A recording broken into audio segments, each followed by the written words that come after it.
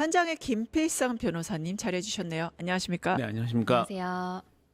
내란전단 재판부 참 뜨겁습니다.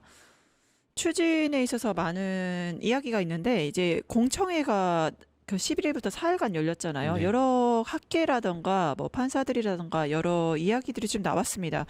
하지만 사법개혁에 우리가 왜 도대체 사법개혁을 추진을 하는지 그 원인이나 이유는 얘기 안 한 채로 사법부 개혁이나 내란전단 재판부 얘기를 하는 것 같은데 이 사안 어떻게 보셨어요?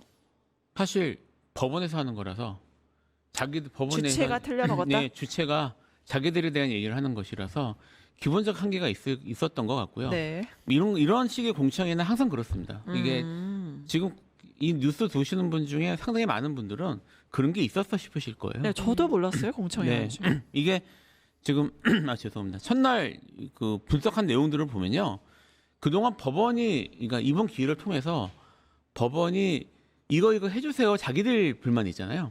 그런 것들을 중요한 주제인 것처럼 얘기를 하고 거기에 대한 얘기들을 하는 그런 모습들을 보였어요. 그러니까 뭐 예를 들면 뭐 법관을 이제 하급심 법관을 충원해 달라. 네. 그러니까 중요한 문제입니다. 그건 네. 중요한 문제지만 뭐 하급심 법관을 하고 이제 사실심을 충실히 하고 이건 중요한 문제긴 하지만 지금 사법부의 뭐 객관성이나 사법 신뢰 문제 때문에 그 내란전단 재판부까지 설치하자는 말이 나온 이런 상황에 대해서는 분석이 전혀 아닌 거거든요. 네. 그러니까 자기들이 그동안 이게 불만이다, 뭐 이거 해주세요, 저거 해주세요는 미동 같은 것들을 네. 지금 여기서 얘기해놓고 거기에 대한 논의만 한 것처럼 보여요 거의. 그래도 공청회 마지막 날에 좀 질타랄까요? 반성의 자성의 목소리가 나오긴 했습니다. 원로들의 토론에서 김선수 전 대법관 말이 좀 인상 깊었는데 현재 우리 법원은 침몰하기 직전 난파선과 같은 상황이다. 이렇게 발언이 나왔어요. 이 발언 좀 동의하실 것 같은데요. 김선수 대법관님이 그 좋은 분인데 좋은 분이요. 좋은 분입니다. 좋은 분인데 그러니까 뭐 인식이나 이런 게 잘못됐다는 게 아니고요. 제 관점보다는 그래도 좀 더 법원을 희망적으로 보시는 분이에요. 저는 사실 난파했다고 보고요. 난파했다고. 그러니까 예를 들어 이게 이제 어떤 의미냐면 사법 신뢰의 지금 수준이 어느 정도인지 법원이 전혀 못 느끼는 것 같은데 그 내란 재판에서 국민들이 지금 감정적으로 받아들일 수 없는 결과가 나오면 국민들이 불만을 갖고 끄덕거리고 넘어갈 수준이 아니에요. 무슨 그러니까 이 사법부가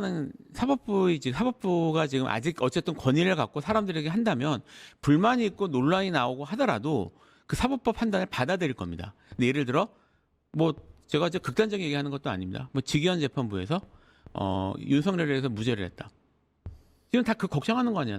지금 하고서 지금 지금 재판 후 보니까 무죄하는 거 아니야? 근데 무죄가 나왔어요. 그러면 불만을 갖고 사람들이 하지만 무죄가 나왔으니까 어쩔 수 없지. 그게 사법적 판단인가 보다 끄덕거리고 넘어갈까요? 광화문 미어 터질 겁니다. 지금 김선수 대법관께서 말씀하신 뭐 침몰 직전이 아니고요. 지금 사법부는 사실상 침몰해 있는 상태예요. 그래서 이런 얘기가 나오는 겁니다. 지금 사실 뭐 그 사법 입법부를 통해서 상당 부분 걸러지기 때문에 뭐 저는 지금 위헌성 얘기 나오는 건 적어도 지금 법안 논의되는 레벨에서는 위헌성 문제는 없다고 생각을 하는데 거기에 대해서 위헌성 얘기가 지금 나오고 있는 이유를 생각을 해보면요. 국민들이 원하는 건 훨씬 과격한 걸 원해요. 아예 그냥 지금 재판만 밀어버리고 완전히 무슨 뭐 시민 재판이나 이런 것들을 원하는 사람들도 많고요. 근데 이제 그런 것들을 어쨌든 민주주의 시스템이 이런 것이고 사법부라는 게 존재하고 그러니까 법에서 정해진 절차에 따라서 재판을 해서 결과를 받아야 된다는 이유 때문에 지금 최대한 자제하고 있는 거잖아요. 근데 이렇게 자제하는 걸 누르고 있는 상황이 어떻게 변할 수 있는지 그것이 법원이 지금 어떻게 하냐에 따라서 법원에 대해서 법원 완전히 해산하고 새로 합시다라는 말이 나올 수도 있는 상황에서 몇백만 명이 그걸로 모일 수 있는 상황에서 지금 말씀하신 것처럼 침몰 위기니까 조심합시다 정도로는 넘어갈 수 없을 것 같습니다. 네, 문영배 전 헌법재판관 민심을 다 알기 때문일까요? 직위원 재판주를 꾸짖어서 눈물 한 방울 쏙 나오게 했는데 이런 발언했습니다. 비상계엄 1년 지났는데 내란 사건이 단 한 건도 선고되지 않았다. 그리고 내란 우두머리 윤석열 구속 취소 결정 잘못됐다라고 강하게 질책했습니다. 이거 어떻게 평가하세요? 그거는 사실 법원에 대한 질책이라고 봐야죠. 그러니까 직위원 재판부가 물론 재판 독립 때문에 그 1심 재판부라고 하더라도 그 부에 대해서 상급 법원에서 직접적으로 재판을 관여할 수는 없어요. 하지만 지금 그 이제 그 사실 이건 그 사법부의 신뢰 문제를 다시 넘어가는 건데요. 그런 식의 이해할 수 없는 그런 재판이 벌어졌으면 이제 단적인 예가 지금 윤석열을 협박시켜 준 거잖아요. 그렇게. 그게 판례도 어긋나고 이렇게 됐다면 법원 내에서 어떻게든 내부적 조치나 이런 것들이 반응이 있었어야죠. 아무런 그런 게 없었습니다. 네. 없고 오히려 지금 직위원 재판부를 밀어주고 있잖아요. 그렇죠. 그러니까 제가 지금 뭐 어차피 이제 사법 뭐 제 이야기를 하는 거니까요. 제가 그 뉴스토마토에서 지난번에 얘기 한번 한 적도 있었던 것 같은데 네. 사실 지금 그 저는 어디까지 걱정을 하냐면 이거 저도 저야말로 지금 사법부에 대한 신뢰가 바닥에 떨어진 사람 중에 하나라서 네. 하는 말인데요. 이거 대법원으로 다 올라간 다음에 지금 조의대 전원 합의부에서 이제까지 그 있었던 몇 가지 주요 내란 판례들이 있거든요. 그 내란 판례들의 법리대로라면 다 유죄입니다. 네. 다 유죄고 뭐 이건 빼도 박도 못하는 명백한 내란인데 이제까지의 판례의 견해를 모두 변경한다. 이제부터 내란은 이런 걸로 정의한다라고 할 수 있어요. 네. 그 법적으로 가능합니다. 네. 한 다음에 전부 무죄할 수 있어요. 그렇죠. 그러니까 이런 상황에 대해서 지금 이렇게 얘기하면 아마 많은 분들이 뭐 법조계에는 많은 분들 뭐 그렇게까지 하겠어라고 했지만 몇 달 전에 그 이재명 당시 그 후보에 대해서 그런 짓을 했잖아요. 이 사람들이. 그리고는 지금 하는 말이 잘못한 게 없다잖아요. 규정들 해당한 거라잖아요. 지금 그런 것들에 대한 문제적 의식이 전혀 없어요. 그러니까 지금 말씀하셨던 것처럼 직위원 재판부의 문제가 아닙니다. 지금 사법부 전체에 대한 신뢰가 떨어지는 상태고 지금 국민들이 나중에 직위원 그 대법원에서 전원합의체로 그렇게 해버리면 네. 우리가 했으니까 절차대로 했으니까 우린 이제 사법부가 최고니까 내 말을 무조건 들어하면 국민들이 들을까요? 그러니까 이런 상황들에 대해서 지금 문제의식이 없어요. 사실은 전 문영배 그 재판관님도 매우 존경스럽고 네. 사실 여기서 거의 유일하게 말씀을 해주는 분이지만 이분도 제 입장에서는 어쨌든 법관 출신이라서 어쩔 수 없는 한계가 보이는 것 같아요. 너무 약해요. 말씀하시는 게. 문 전 재판관이 내란 전담 재판부 설치 관련해서도 발언이 있었는데요. 사건 배당에 법원 외부 인사가 관여하는 건 문제가 있다고 생각한다라면서도 또 한편으로는 처분적 법률이라고 해서 곧바로 위헌은 아니다. 예외적 정당성을 따져야 하는데 내란 전담부는 예외적 정당성을 긍정하기 좋다. 일반인이 듣기에는 말투가 법 말투인가 싶은데 요거 사법개혁에 좀 힘을 실어주는 발언으로 읽을 수 있는 건가요? 그러니까 힘을 실어주는 내용이기도 하고요. 지금 그 이분은 이런 말씀하시는 것 같아요. 내란 전담 재판부 가지고 입법하거나 하기 전에 재판부가 좀 뭘 해봐라 법원에서.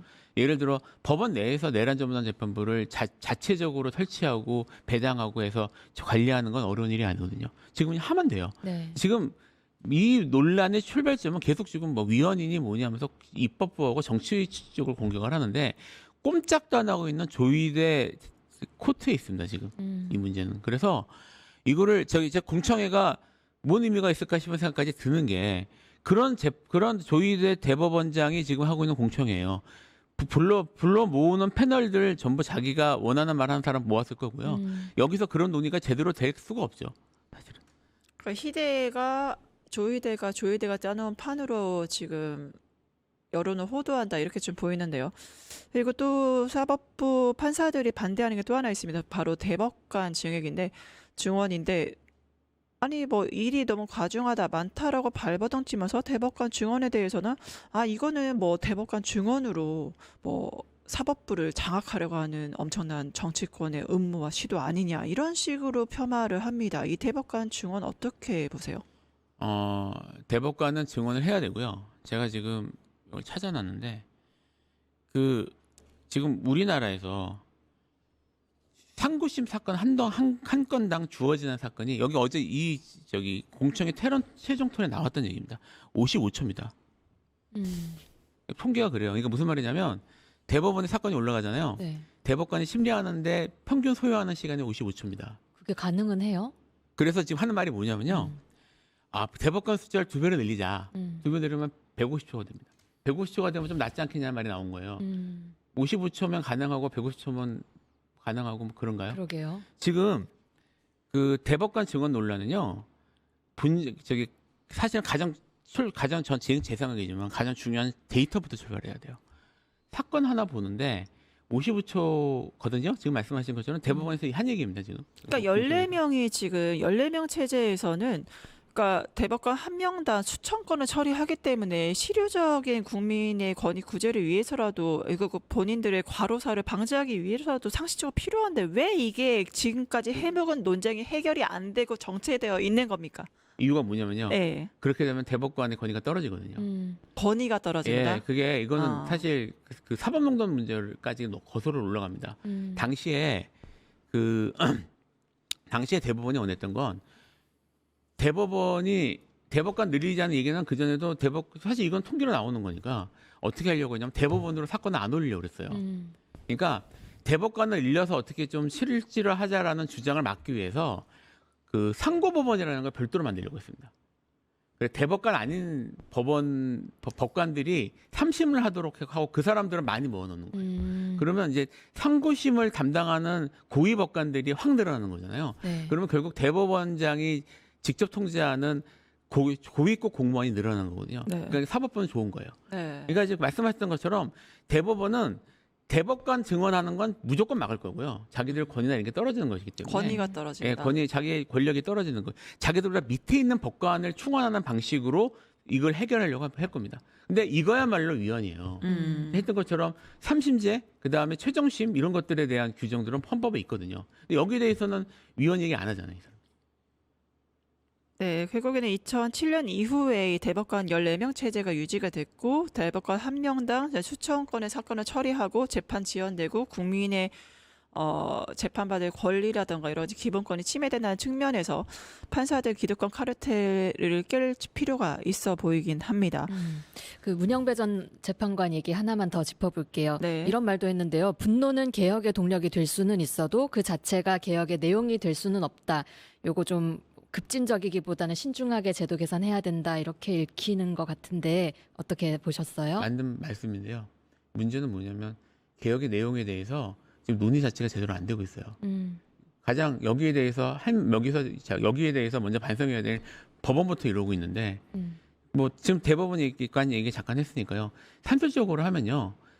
그나마 실효적으로 돌리려면 지금 대법관은 20배 이상 증언을 해야 돼요. 그렇죠. 근데 20배 이상 증언하는 게 말이 돼? 유럽에서는 그런 국가들 많아요. 프랑스나 독일이나 이런 대법원은 그리고 종류별로 나눠져 있거든요. 대신에. 그러니까 그런 식의 근본적인 개혁이나 이런 것들은 무조건 막는 거예요. 지금 헌법적 근거도 없이 자기들이 하고 얘기하면서도 자기들이 위헌이 어찌 얘기하면서도 정말 이런 것들은 열심히 외면합니다. 그러니까 여기에 대해서 좋다 그러면 그만큼 안 늘리고 좋은 방법이 뭐냐, 점진적으로 해가지고 그러면 해결할 수 있는 방법이 뭐냐에 대해서 법원도 얘기를 안 해요. 네. 그러니까 지금 말씀하신 문현배 의원님 원칙적으로 맞는 말인데 지금 이 상태에서 그런 식의 아무런 그런 논의나 이런 것들도 제대로 안 나오고 정치적으로 위헌이니 뭐니 자기 밥그릇만 하나 이 상황에서 분노로 개혁할 건 아니잖아라고 얘기하는 건 결국 우리 분노 지나갈 때까지 조용히 하자는 말처럼 들릴 수 있습니다. 그래서 저는 이 말도 물론 뭐 취지는 제가 동의를 합니다만 현재 필요한 말은 아닙니다.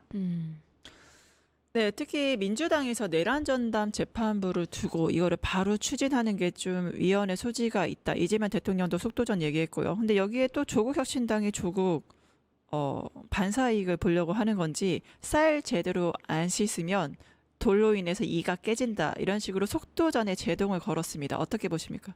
뭐 각 당의 정치적 계산이 있는 거겠죠. 그러니까 무조건 이제 빨리 해야 된다라고 저도 주장하는 건 아니에요.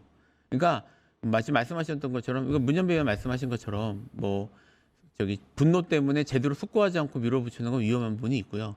여기에 대해서 우선 지금 얘기 나온 것처럼 여러 다양한 의원들이나 그런 논의 같은 것들이 있으면 그런 것들을 최대한 반영해서 신중하게 게 맞겠죠.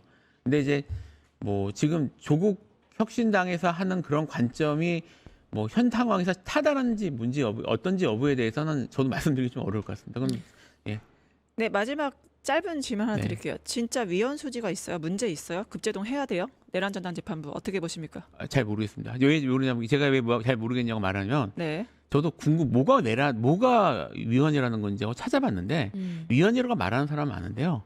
그래서 헌법 몇 조에 무슨 권한, 무슨 내용이 있는데 여기에 대한 침해라는 거예요.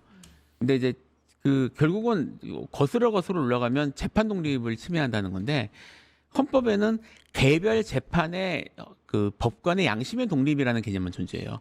재판의 독립이나 사법부의 독립이라는 그 명시적 개념은 존재하지 않거든요. 그리고 사법부도 역시 입법부가 만드는 법과 헌법에 종속되는 존재입니다. 네. 근데 여기에 대해서 지금 절차를 거치지 않겠다는 것도 아니고요. 그다음에 예를 들어 직위원한테 가서 야, 너 이렇게 판단해야 돼라고 대놓고 압박을 하는 것도 아닌데 지금 여기에 대해서 재판부 설치 가지고 얘기하는 거는 적어도 제가 아는 범위 내에서는 뭐가 위헌이라는 건지 애초에 핵심을 모르겠어요. 네, 지금까지 내란전단 재판부 위헌 소지에 대해서 김필성 변호사님과 말씀 나눠봤습니다. 함께해 주신 변호사님 감사합니다. 감사합니다. 고맙습니다.